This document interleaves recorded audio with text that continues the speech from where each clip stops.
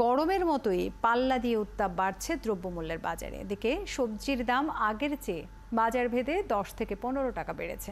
বাড়তি মশলার বাজারও এবং পাল্লা দিয়ে বাড়ছে মুরগির দাম।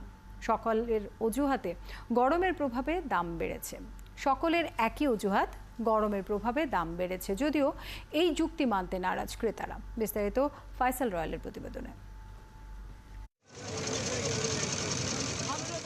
বছরের বেশিরভাগ সময় ধরে শাকসবজি, কাঁচা বাজার, মাছ, মাংস, মশলাজাত পণ্য সহ সব দ্রব্যমূল্যের ঊর্ধ্বগতিতে নাজেহাল অবস্থা সাধারণ মানুষের। বাজারে সরবরাহের খুব একটা ঘাটতি না থাকলেও বেশিরভাগ পণ্যের দাম বেড়েছে। সপ্তাহের ব্যবধানে দাম বেড়ে যাচ্ছে বিভিন্ন সবজিরও। বিশেষ করে কাঁচামরিচের দাম সপ্তাহের ব্যবধানে প্রতি কেজি 70 থেকে 80 টাকা বেড়ে 150 থেকে 160 টাকায় বিক্রি হচ্ছে। রাজধানীর বিভিন্ন বাজার ঘুরে দেখা গেছে আগের মতোই বাড়তি দামে বিক্রি হচ্ছে সবজি, চাল, আটা, ডাল ও পেঁয়াজ, মাছ, মাংস। 55 থেকে 60 টাকা কেজিতে বিক্রি হচ্ছে আলু।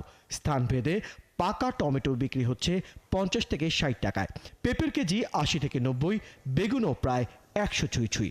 এদিকে কাঁচামরিচটার দাম একটু বেশি দেখলাম, আর এটা নিলাম আমি 140 টাকা, কিন্তু এটা একবারে ভালোটা না। যদি ঝিঙ্গা কিনি, সিজিঙ্গা কিনে 60 টাকা 80 টাকা নিচে কিনা যায় না। পেঁয়াজ 70 টাকা, রসুন 210 টাকা, মানে একটু কাছাকাছি আর কি। মাল আছে আবার অসুবিধা, মাল সবকিছুর দাম আগের চেয়ে অনেক কম। বাজারে প্রতি কেজি পেঁয়াজ মানভেদে বিক্রি হচ্ছে 70 থেকে 80 টাকায়। কেজিতে 10 থেকে 20 টাকা পর্যন্ত বেড়ে দেশি রসুন 220 থেকে 240 টাকায় বিক্রি হচ্ছে। মশলার দামও বেড়েছে বলে দাবি ক্রেতা ও বিক্রেতাদের। এদিকে ব্রয়লার মুরগির দাম কিছুটা বেড়েছে এই সপ্তাহে। প্রতি কেজি স্থানভেদে 220 থেকে 230 টাকায় বিক্রি হচ্ছে, যা গত সপ্তাহেও 10 থেকে 20 টাকা পর্যন্ত কম ছিল। একটু তো বাড়ছে, আগে থেকে দাম তো বাড়ছেই। সোনালী মুরগি কেজি 370 টাকা 80 টাকা চলতেছে। আগের তুলনা 10 টাকা 20 টাকা কমছে গত সপ্তাহের তুলনা। আর ব্রয়লার মুরগি যেমন ছিল তেমনই আছে, 210 টাকা 20 টাকা কেজি। মাছের বাজারে ইলিশ সহ সব মাছের দাম বেশ চড়া, আর গরু ও খাসির মাংসের দাম রয়েছে আগের মতোই।